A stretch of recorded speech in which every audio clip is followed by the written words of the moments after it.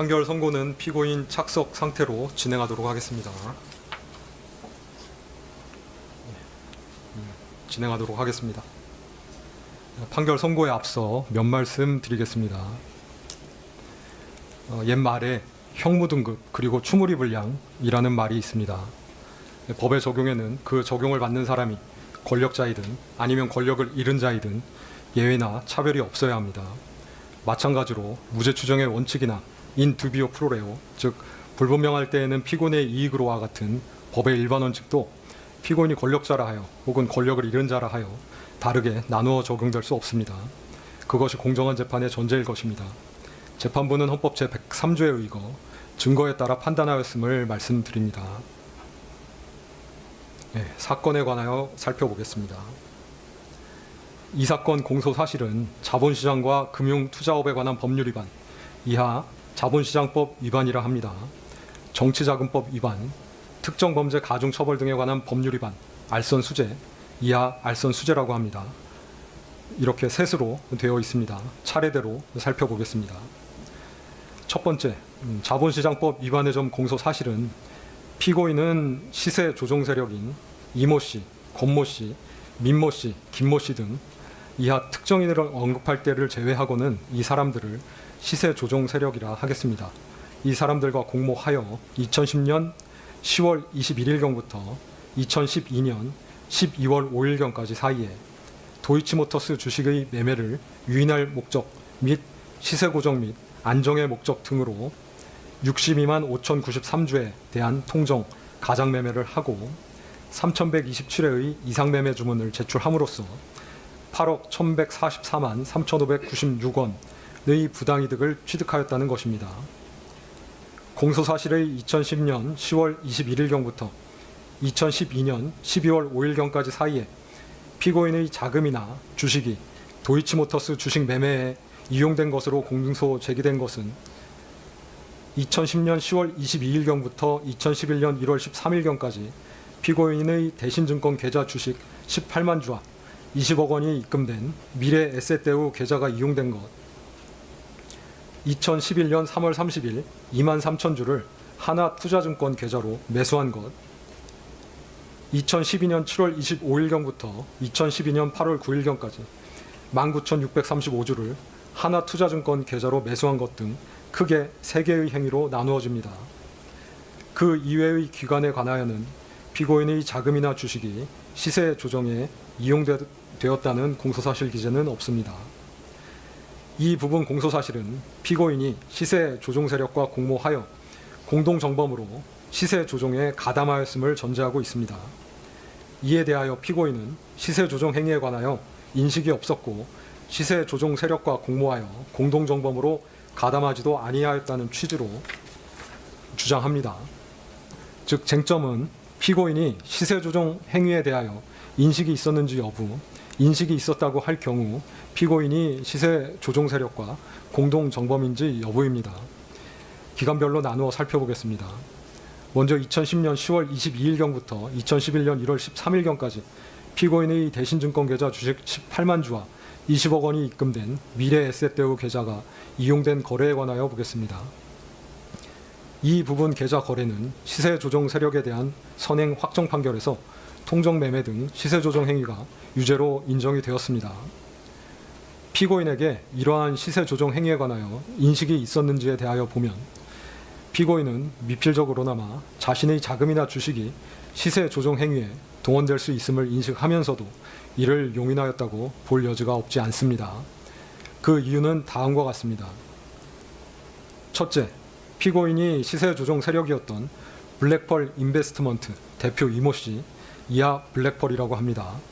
등에게 위 주식 매도하고 자금을 일임하여 일임 매매를 위탁한 것으로 보이는데 피고인이 블랙펄 측에 주기로 한 수익금 40%는 일반적인 경우보다 상당히 높습니다. 둘째, 2010년 5월 24일경부터 기존에 보유하던 도이치모터스 주식 69만 주 중 51만 주를 매도하여 오던 피고인이 일임 매매를 통해 2010년 10월 28일경부터 다시 주식을 매수하기 시작하였는데 그와 같이 다시 매수를 시작할 만한 동기가 불분명합니다.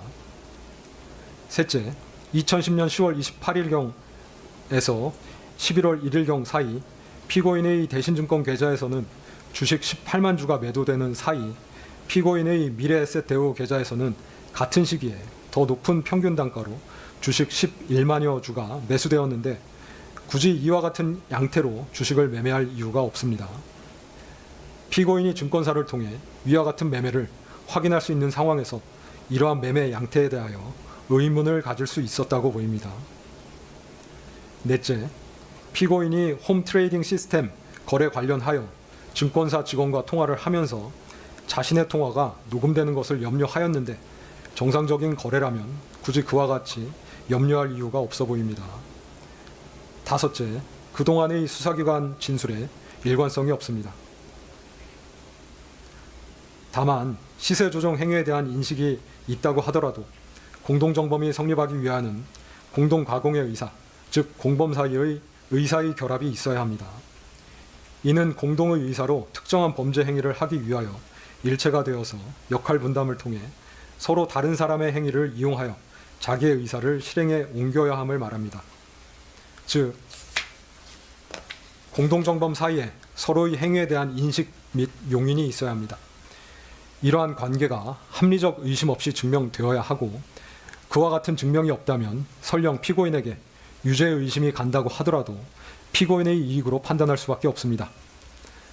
그런데 2010년 10월 22일경부터 2011년 1월 13일경까지 도이치모터스 주식을 이용한 시세 조종 행위와 관련하여 피고인이 시세 조종 세력과 공동정범으로서 범행을 실행한 것이라고 단정하기 어렵다고 보입니다. 그 이유는 다음과 같습니다.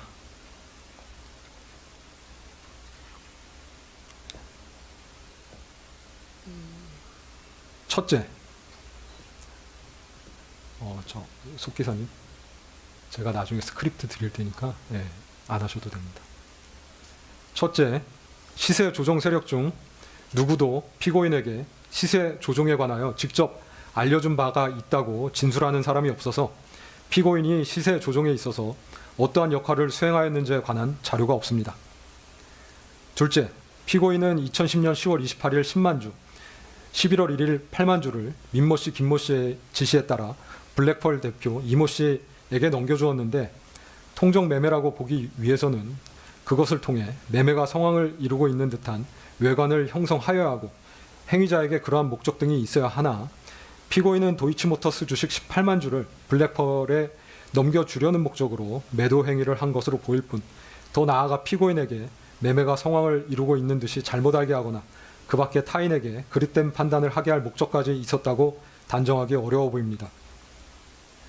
셋째, 피고인은 2011년 1월 13일 블랙펄 측과 수익금을 정산하면서 대신증권에 있던 주식을 블랙펄 측에서 일방적으로 할인율을 정하여 블록딜로 매각한 것에 항의하기도 하였는데 만약 피고인과 블랙펄이 공모관계에 있었다면 블랙펄이 피고인에게 알리지도 아니한 채 일방적으로 할인율을 정하여 시가보다 약 2억 5천만 원가량 저가로 할인 매각하지는 못하였을 것으로 보입니다. 더욱이 위 블록딜 매매는 정상적인 블록딜이 아니라 블랙펄이 시세 조정을 위한 매수자 확보를 위하여 이루어진 것으로 이는 전체적으로 보면 공모 범행인 시세 조종 수행을 위해 이루어진 것인데 이와 관련하여 블랙펄이 시세 조정에 협력할 블록딜 상대방을 섭외하는 등의 업무를 한 것에 대한 블록딜 수수료 4,200만 원가량을 피고인으로부터 받은 것은 피고인이 블랙펄과 공모관계에 있는 내부자가 아니라 그 공모관계 밖에 존재하는 외보자, 즉 거래 상대방으로 취급되었기 때문으로 이는 피고인이 시세조정 세력과 공모관계에 있지 아니함을 보여줍니다. 넷째, 블랙펄은 2011년 1월 13일 피고인과 수익금을 정산하면서 피고인의 계좌에서 발생한 매매 차익만을 대상으로 수익을 정산하였는데 피고인과 블랙펄이 공모관계에 있었다면 피고인의 계좌에서 발생한 매매 차익만 계산할 것이 아니라 이 부분 공소 사실에서 시세 조종 세력이 시세 조종에 사용한 다른 계좌들 20여 개에서 발생한 매매 차익도 함께 고려하여 정산을 하였어야 할 것인데 그와 같은 형태로 정산이 이루어진 바 없습니다. 이러한 사정들 때문에 시세 조종 세력이 피고인을 공동정범으로 여기며 함께 범행을 수행하려는 의사가 있었다고 보이지 않습니다.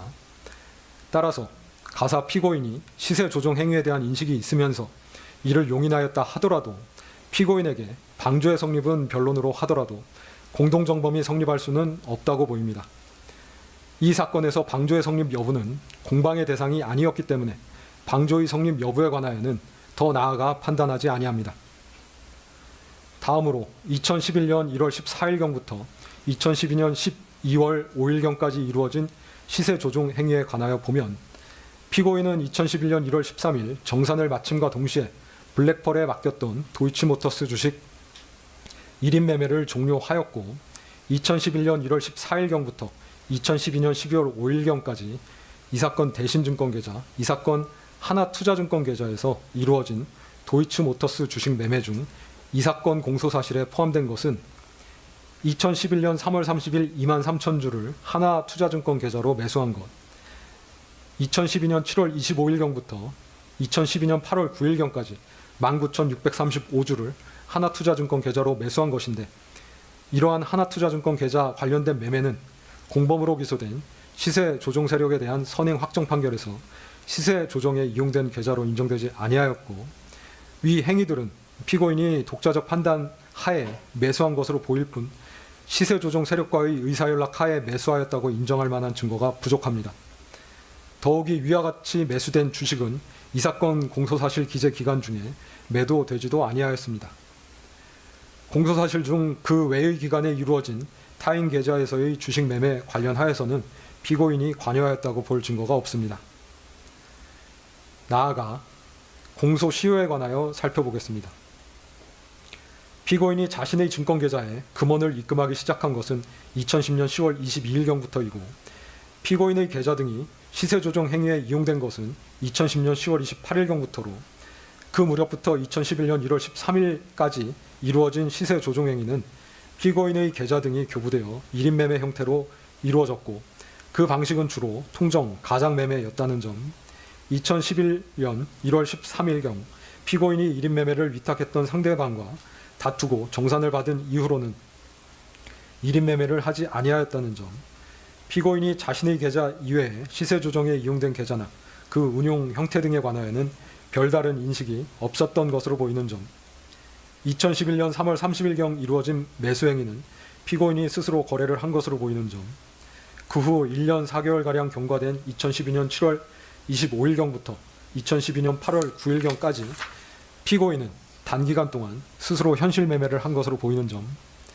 그 이외의 기간에는 피고인의 계좌나 자금이 이 사건 시세 조종 행위에 이용된 것은 없는 것으로 보이는 점 등을 종합하여 보면 2010년 10월 22일경부터 2011년 1월 13일경까지 이루어진 행위, 2011년 3월 30일경 매수 행위, 2012년 7월 25일경부터 2012년 8월 9일경까지 이루어진 행위는 주식거래의 주체 및 운용 형태, 시간적 이격 등에 비추어 그 전체에 대하여 범위의 단일성과 계속성이 인정된다고 보기 어려우므로 2010년 10월 22일경부터 2011년 1월 13일경까지 이루어진 행위, 2011년 3월 30일경 매수 행위, 2012년 7월 25일경부터 2012년 8월 9일경까지 이루어진 행위는 각각 별개로 공소시효가 진행한다고 봄이 상당합니다.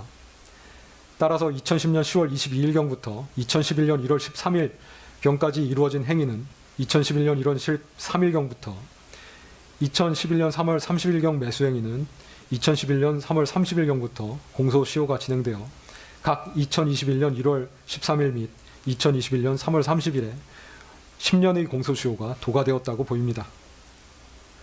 그 외에 2012년 7월 25일경부터 2012년 8월 9일경까지 이루어진 행위는 공범으로 기소된 시세 조종 세력에 대한 선행 확정 판결에 의하여 공소시효가 중단되었으므로 공소시효가 완성되지는 아니하였으나 앞서 살핀 것처럼 범죄 증명이 없습니다. 포괄일죄로 기소된 공소사실 중 일부에 대하여는 공소시효가 완성되었고 일부에 대하여는 유죄의 증거가 없을 경우 면소 부분은 이유에서 설명하면 족하고 주문에서는 무죄 표시를 하는 것이 판례이기 때문에 이 부분 공소사실에 관하여는 주문에서 무죄를 선고하기로 합니다.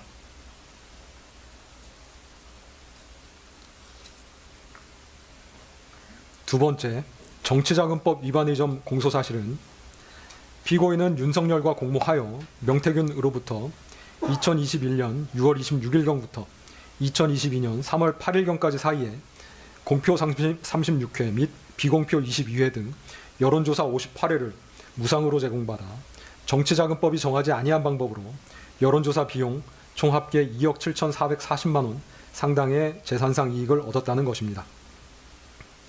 이 부분 공소사실은 여론조사가 피고인 부부의 전속적 이익을 위하여 실시되었음, 즉 여론조사가 피고인 부부에게 전속적으로 제공되기 위하여 실시되었음을 전제합니다.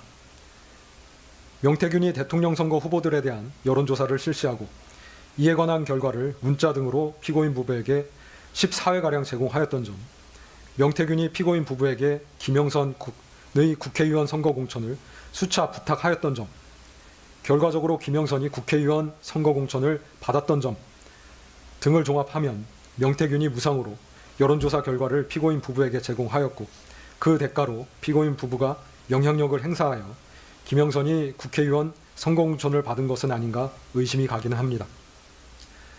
그러나 다음과 같은 사실 내지 사정을 종합하면 명태균이 피고인 부부에게 전속적으로 제공하기 위하여 여론조사를 실시한 것이 아니라 자신이 운영하던 미래한국연구소의 영업활동의 일환으로 정기적으로 실시하던 여론조사 결과를 피고인 부부를 비롯하여 여러 사람들에게 배포한 것으로 보일 뿐이어서 이를 두고 피고인 부부가 여론조사 비용 상당의 재산상 이익을 취득한 것으로 볼 수 없습니다.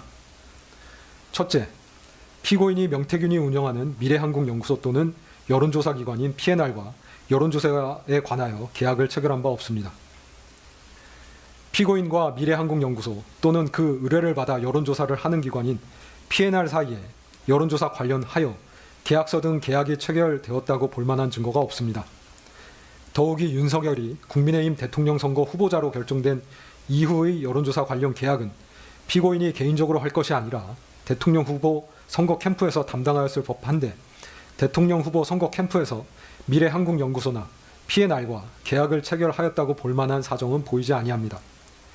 관련자 진술에 의하면 명태균은 처음에 의뢰받지도 아니하고 정치인에 대한 여론조사를 진행하다가 일정한 시점이 되면 그 결과를 전달하면서 당사자와 접촉하여 계약을 이끌어내는 영업 방식을 취한다는 것인데 명태균이 이러한 방식으로 계약을 이끌어낸다고 하더라도 여론조사로 인하여 이익을 얻는 주체와 계약서를 작성할 법한데 이 사건에서 명태균이 피고인 부부와 계약서를 작성한 바가 없습니다.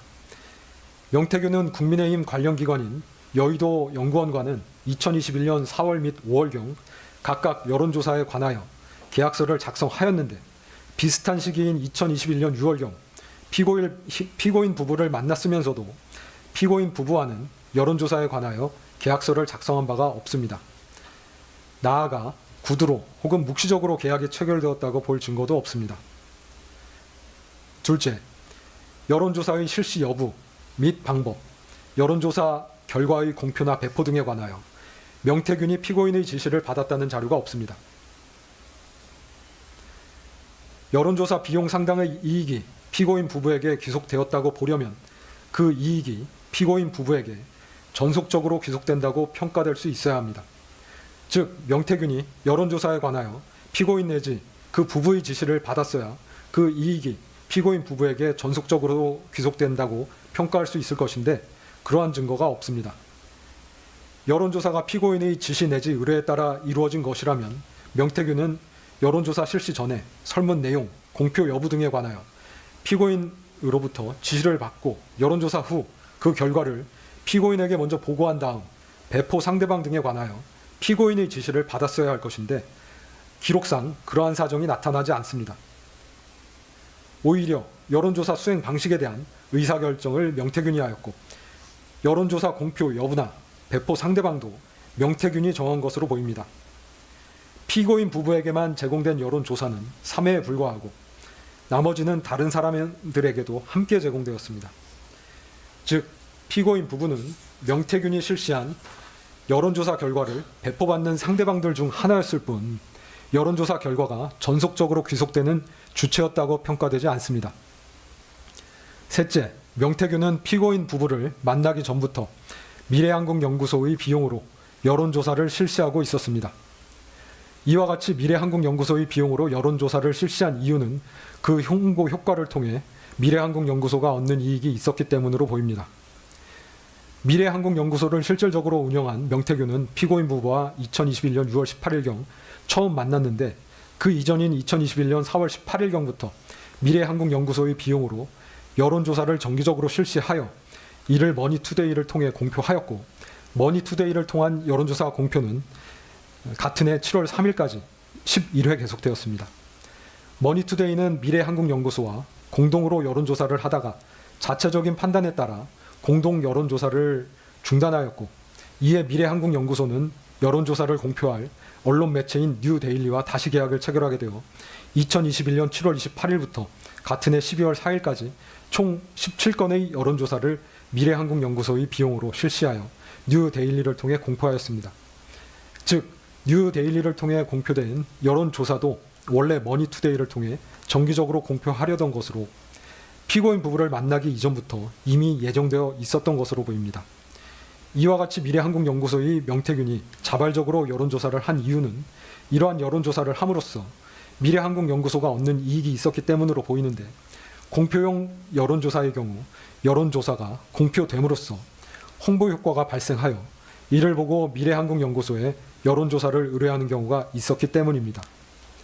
또한 명태균은 스스로의 정치적 성향에 기인하여 영업을 위해 정치 판세를 읽고 분석하기 위해 자발적으로 여론조사를 실시할 동기도 있었던 것으로 보입니다.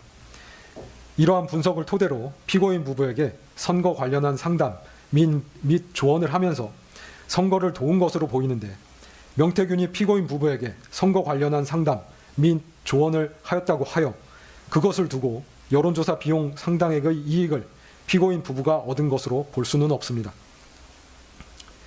넷째, 명태균은 여론조사 비용을 다른 방법으로 이미 충당한 것으로 보입니다. 명태균은 김영선의 소개, 대선 여론조사 공표를 통한 홍보 등으로 김종인, 이준석, 피고인 부부 등과 알게 되어 그들과 친분이 있는 듯한 외관을 형성하였습니다.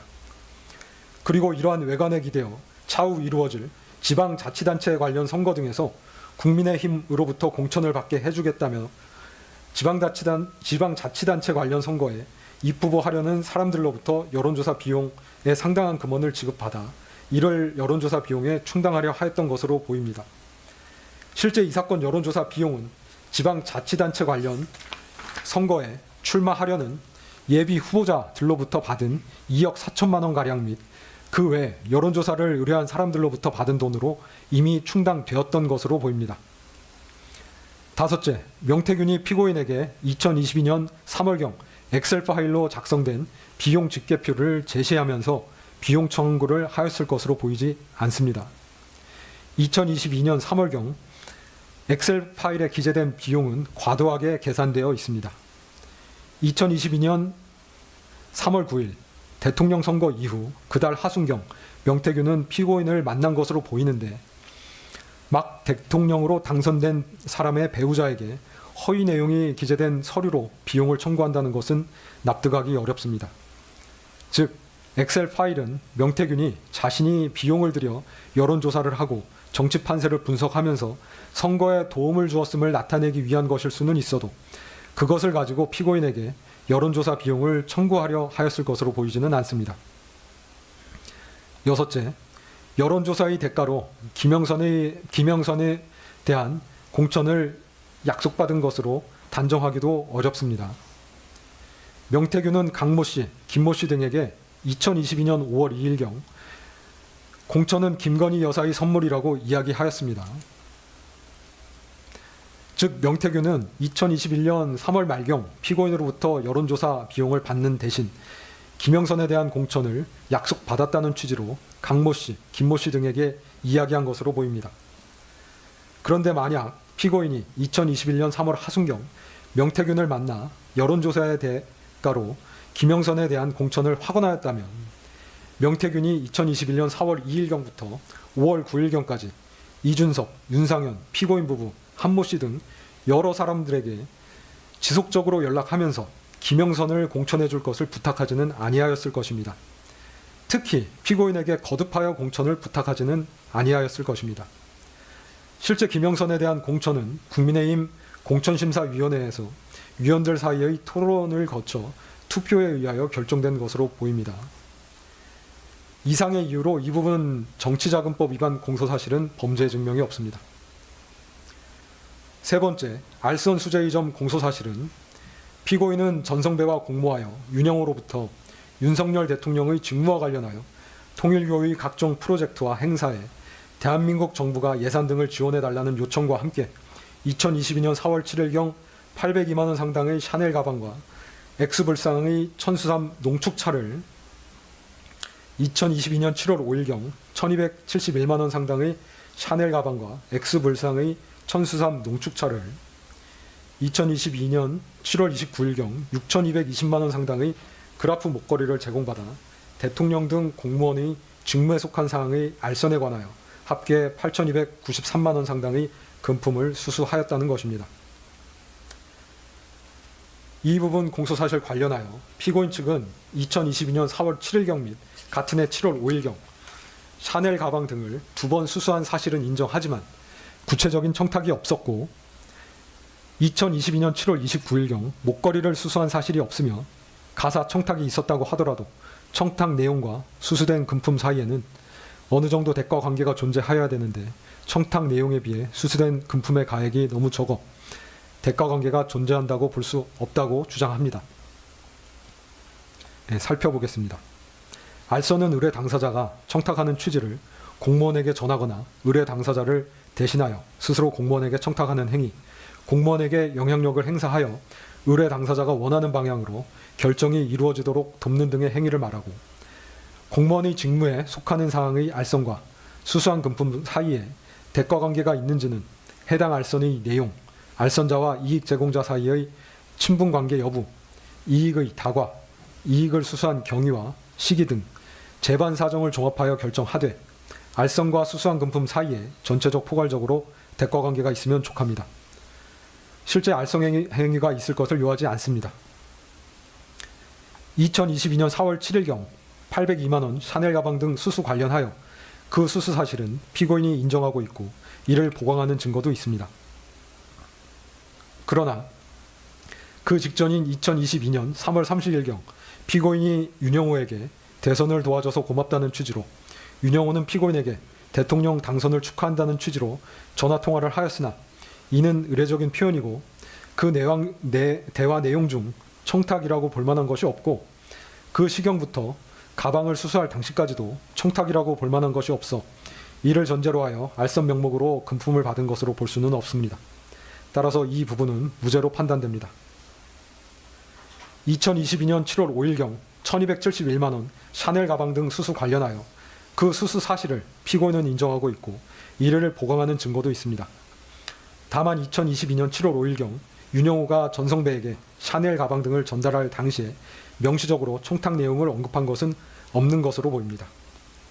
그러나 피고인은 전성배가 2022년 4월 23일경부터 전달하여 준 문자 및 전화 통화를 통하여 통일교 측에서 원하는 것이 UN 제5사무국 유치라는 것과 이를 위하여는 아프리카 국가들의 지지가 필요하고 그 지지를 받기 위하여는 그 국가들에 대한 정부 차원의 지원이 필요하다는 것을 전해 들었던 것으로 보이는 점, 위 가방 수수 이후 2022년 7월 15일경 피고인과 윤영호는 전화통화를 하였는데 전화통화를 하면서 피고인은 윤영호에게 아주 늘 그렇게 해 주셨던 것처럼 좀 힘이 되어주시면 저희가 여러 가지로 지금 많이 작업을 하고 있어요.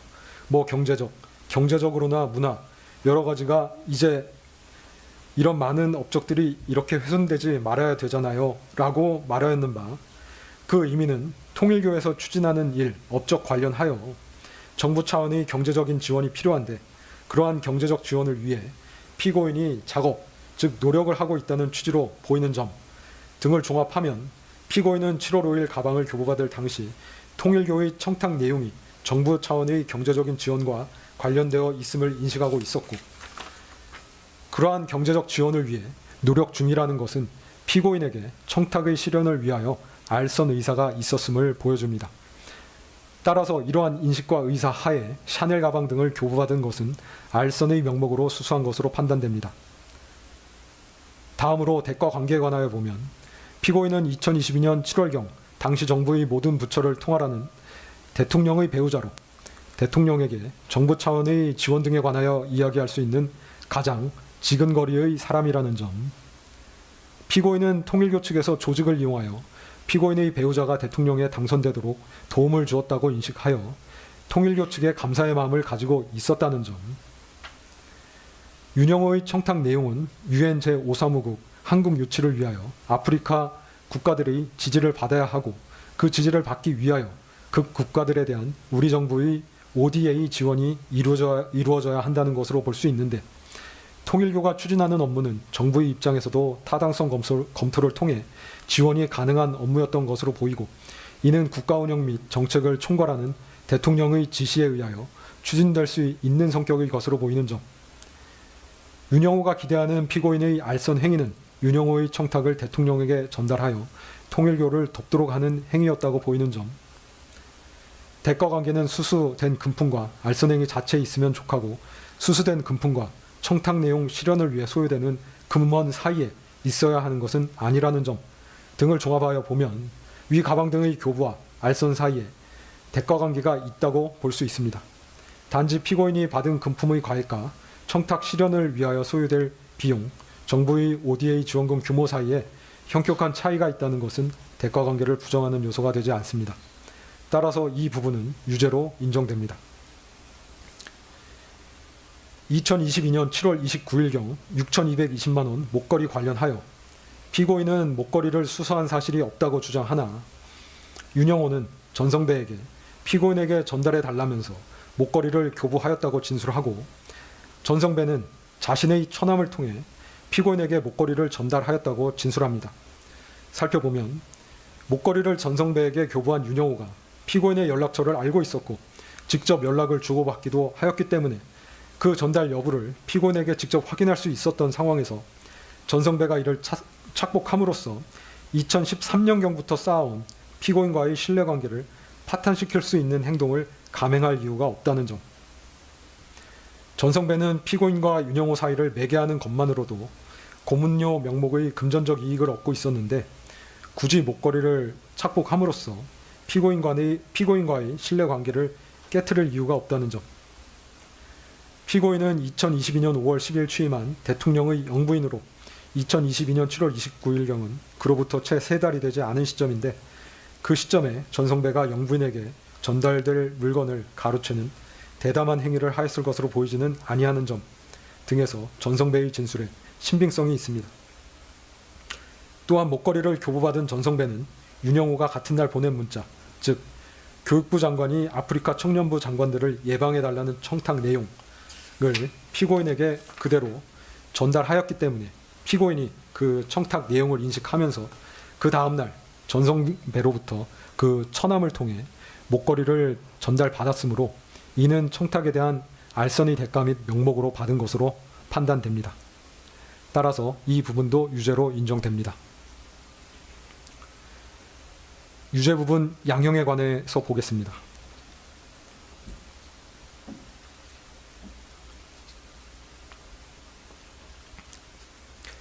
대통령에게는 헌법에 기초한 광범한 국정 운영 권한이 부여되어 있습니다. 대통령 배우자인 영부인에게는 법령상 그러한 권한이 부여되어 있지는 아니합니다.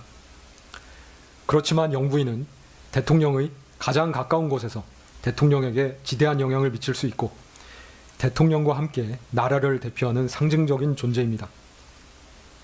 그에 걸맞은 처신이 필요하고 기본적으로 높은 청렴성과 연결성이 요구됨은 두말할 나위가 없습니다.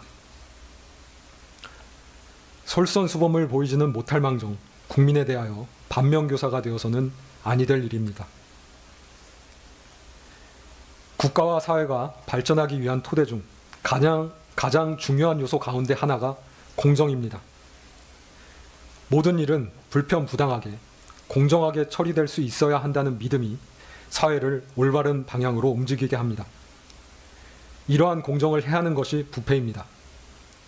부패는 금전적 청탁과 필연적으로 결부됩니다. 물론 영리추구는 거기에 인간의 본성이기는 합니다. 그러나 지위가 영리추구의 수단이 되어서는 아니 됩니다. 권력에 대한 금권의 접근은 다반사일 수 있습니다. 그렇기 때문에 지위가 높을수록 이를 의식적으로 경계해야 합니다. 그런데 피고인은 자신의 지위를 영리추구의 수단으로 오용하였습니다. 윤영호가 전성배를 통해 피고인에게 한 청탁은 금품을 결부시키지 아니하고도 입안이 검토될 수 있는 성질의 것들로 보입니다. 그럼에도 피고인은 이러한 청탁과 결부되어 공여된 고가의 사치품을 뿌리치지 못하고 수수한 다음 이를 가지고 자신을 치장하는 데 급급하였습니다. 거미불로 화이불치라는 말처럼 굳이 값비싼 재물을 두르지 않더라도 검소하게 품위를 유지할 수 있습니다. 또한 피고인은 금품의 수수 관련하여 금품의 전달에 관여한 주변인들에게 허위 진술을 지시하기도 하였습니다. 이러한 점들은 불리한 양형사유로 고려합니다. 다만 위와 같은 금품의 수수를 피고인이 먼저 요구한 바는 없습니다. 피고인이 윤영호의 청탁을 배우자인 대통령에게 전달하여 그 청탁을 실현시키려고 하였다는 정황은 발견되지 아니합니다. 뒤늦게나마 가방 등을 공여받은 자신의 사려 깊지 못한 행동에 대하여 일부 자책하며 반성하고 있습니다. 별다른 범죄 전력이 없습니다. 이러한 점들은 유리한 양형사유로 고려합니다. 그 밖에 피고인의 연령, 직업, 성행, 가족관계, 범행의 경위, 범행 후의 정황 등 이 사건 기록 및 변론에 나타난 모든 양형 요소를 종합적으로 고려하여 형을 정하였습니다. 그리고 유죄로 인정된 부분 중 압수된 목걸이는 몰수하고 몰수되어야 할 가방과 천수삼 농축차는 현재 몰수가 불가능하여 그 가액을 추징합니다.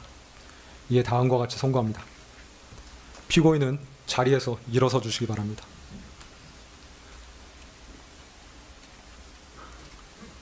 주문. 피고인을 징역 1년 8월에 처한다. 압수된 그라프 목걸이 1개를 몰수한다. 피고인으로부터 1281만 5천 원을 추징한다. 위 추징금에 상당한 금액의 간합을 명한다. 자본시장과 금융투자업에 관한 법률 위반의 점, 정치자금법 위반의 점, 2022년 4월 7일경 특정범죄 가중처벌 등에 관한 법률 위반, 알선 수재의 점은 각 무죄. 피고인은 판결에 대하여 일주일 내에 이 법원에 항소장을 제출해서 항소를 제기할 수 있습니다. 그리고 피고인, 무죄 부분에 대해서 일간지 등에 공시되기를 원하시나요? 그럴 필요까지는 없으신가요? 예. 예, 형사보상 안내문 받아가도록 하시기 바랍니다. 이상으로 판결 선고를 마치겠습니다. 피고인께서는 퇴정하시고 방청인들께서도 질서 정연하게 퇴정하여 주시기 바랍니다. 예, 모두 수고하셨습니다.